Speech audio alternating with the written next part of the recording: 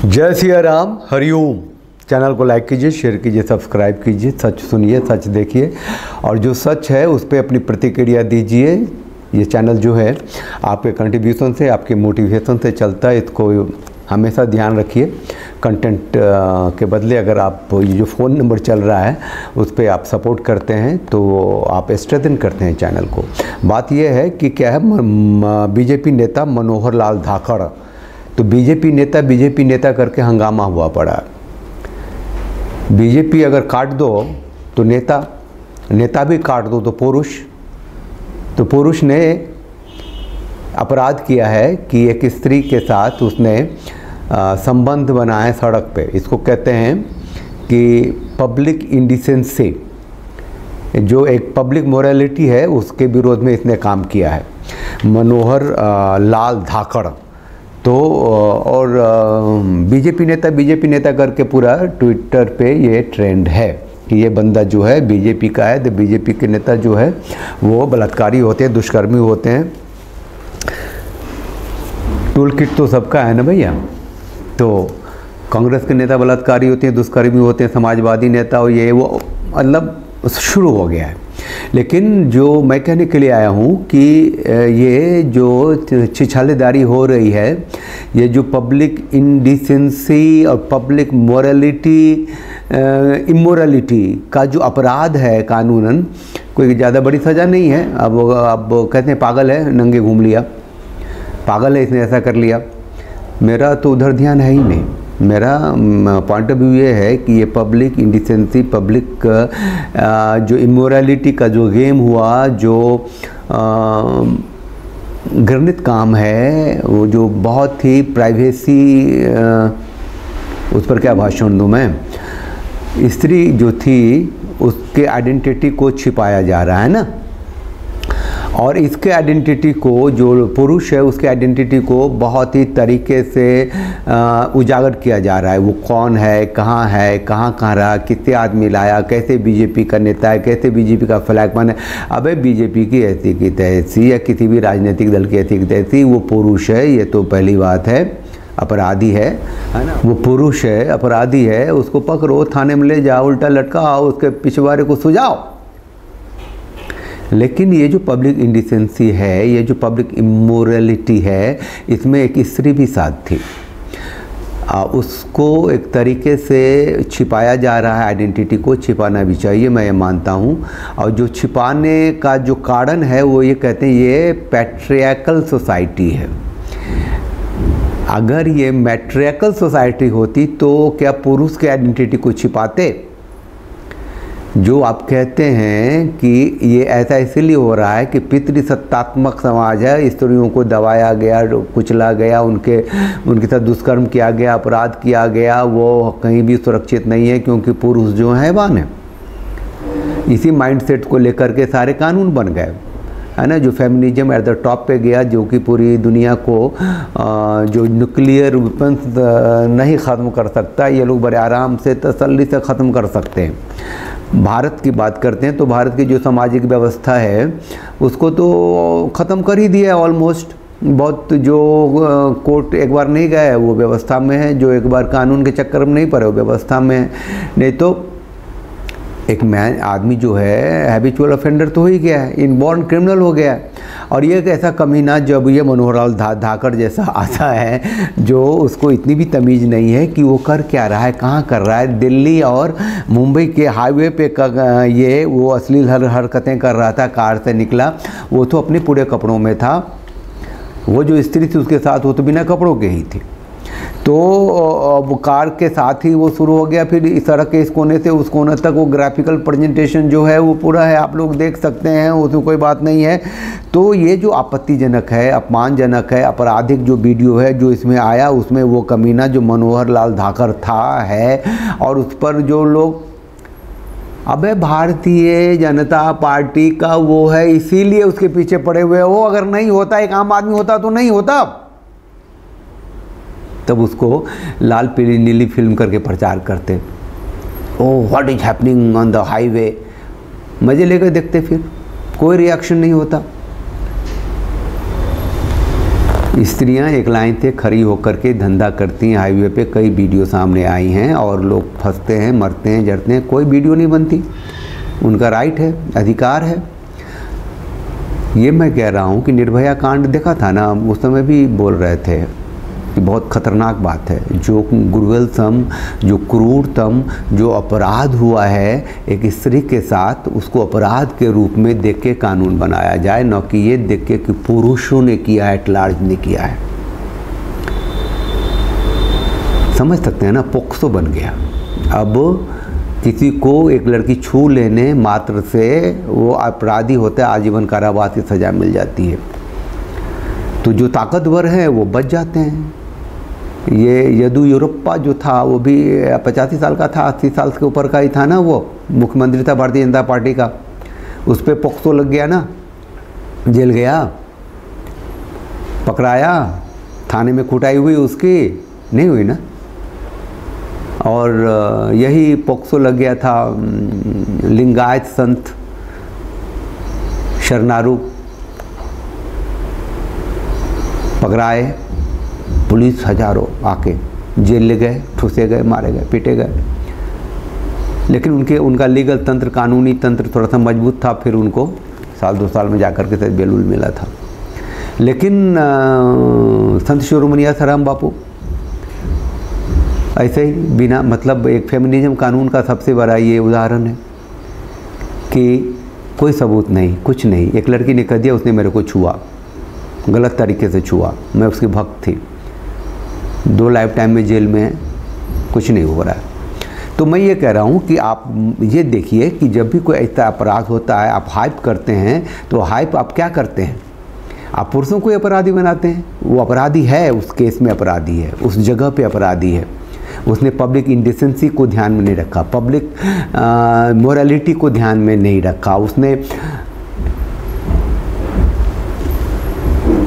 अवैध संबंध तो अपराध है, वो कानून नहीं मानता, एडल्टरी को अपराध नहीं मानता है कानून, जज साहब लोग नहीं मानते, कहते कोई बात नहीं भैया, तेरी घरवाली किसी और के साथ होती है और किसी दूसरे का बच्चा लेकर के पेट में आ गई है, फिर भी तू उसका बाप है, क्योंकि तू उसे मिलने के लिए वैलिड मैरिज, संवैधानिक रूप से तूने शादी की हुई है, तो जिम्मेदारी तेरे पर होगी ना, किसी और के साथ होती है तो सोने दे।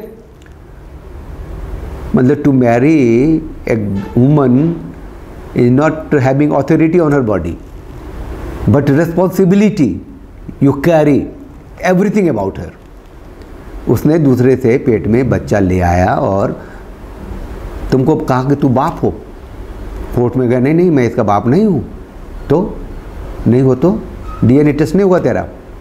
लेकिन अगर छोरी कहेगी कि मेरा जो बच्चा है, जो मेरे कोख से निकला है, इसका बाप वही है, तो उसका DNA टेस्ट मान लेगा। लेकिन अगर तुम कहोगे पुरुष होके तो नहीं माना जाएगा। तो feminism already had destroyed the family system.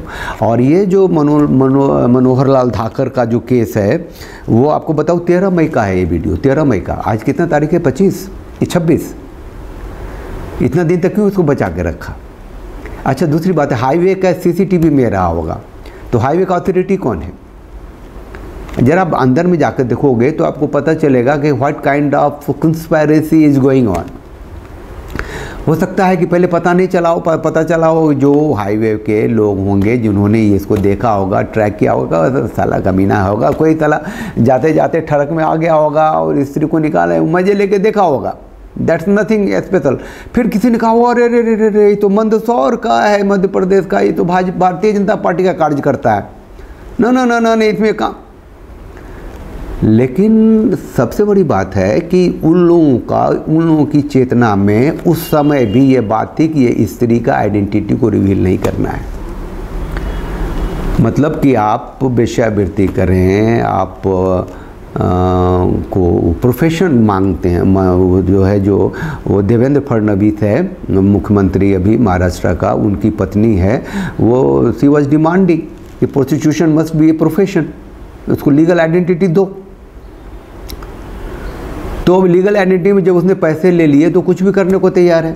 मतलब I am not talking anything about the women who was caught in camera in CCTV with Manohar Lal Dhakar कि हु इज से, मैं उनके बारे में नहीं कह रहा कि उनका क्या स्टेटस है, पता ही नहीं है, कहूँगा क्या। वो किसी की पत्नी हैं या किसी की बेटी हैं या फिर इस धंधे में हैं या कॉल कर रहे हैं या पैसे दे के खुद को बेचती हैं या फिर ऐसे नेताओं के सामने क्या, मतलब we know nothing. But matter is that कि ये जो कुछ प्रचार हो रहा है मनोहर लाल धाकर का कि भारतीय जनता पार्टी के, उसको हटा दो, वो पुरुष तो है, उसको सजा तो मिलनी चाहिए। और साथ में जो स्त्री है वो तो देखने में कैमरे के सामने ऐसा लगता है ना कि she has all the mind body and everything dedicated to him, both are dedicated to each other, दोनों उस गेम में साथ हैं, मन से हैं।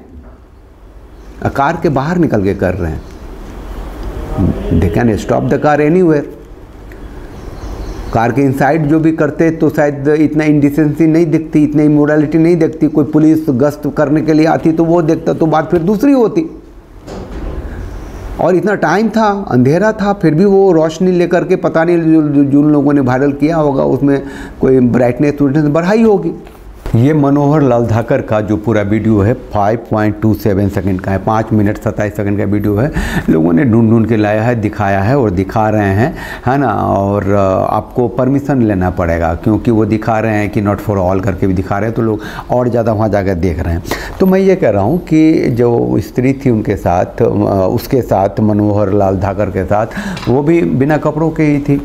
तो ऐसी बात नहीं है कि बिना कपड़ों के होना ये एक बहुत बड़ी बात है। बहुत बड़ी बात इसीलिए है कि दुनिया भर में जो स्त्रियां हैं वो कपड़े उतार के प्रोटेस्ट करती हैं, आंदोलन करती हैं, वो बहुत बड़ी बात हो गई। तो स्त्रियों ने कपड़े उतार दिए। आपने कई बार देखा होगा, मणिपुर की स्त्रियों ने एक बार कपड़े उतारे थे कुछ, उनको ये था कि यहाँ की आर्मी उर्मी को हटाओ यहाँ से, उस पर वो किया था उन्होंने। ये जर्मनी में रूस के स्त्रियों ने अपने टॉप कपड़े उतारे थे पुतिन के विरोध में। पुतिन ने कहा था आई लाइक इट। अगर वो कोई दूसरा नेता होता तो फेमिनिज्म वाले डंडा करके खड़ा कर देते, वहाँ भी हो हल्ला हंगामा किया था। तो मैं ये कहता हूँ कि जो मोडेस्टी है जो स्त्रियों का है वो उनके कपड़ों में है, ये मान्य बात है, तभी तो वो कपड़े उतार के प्रोटेस्ट करती हैं।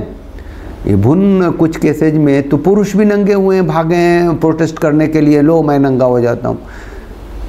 और दूसरी तरफ ऐसी घटनाएं होती हैं, तो इसको बोथ साइड देखा जाना चाहिए कि एक वुमेन अगर ऐसा कर रही है तो वो भी इंडिसेंसी है ना, वो भी इमोरलिटी है ना, उनको भी कटघरे में खड़ा किया जाना चाहिए ना। पूरा सफ़ेद कपड़ों में है कमीना। तो मोरल ऑफ द स्टोरी ये है आज की तारीख में कि आप लोग ऐसे वायरल वीडियो को मज़े लेकर के देखते हैं, और जो पॉलिटिकल इंक्लाइनेशन जिनका होता है वो कमीना भारतीय जनता पार्टी का है, तो बीजेपी को गाली देने लगते हैं। बीजेपी का जो टूल किट गएंगे, जो उसका जो आईटी सेल है, वो फिर ऐसे वीडियो निकाल करके ये कांग्रेस का है, ये उसका है, ये उसका है, निकाल के देने लग जाता है।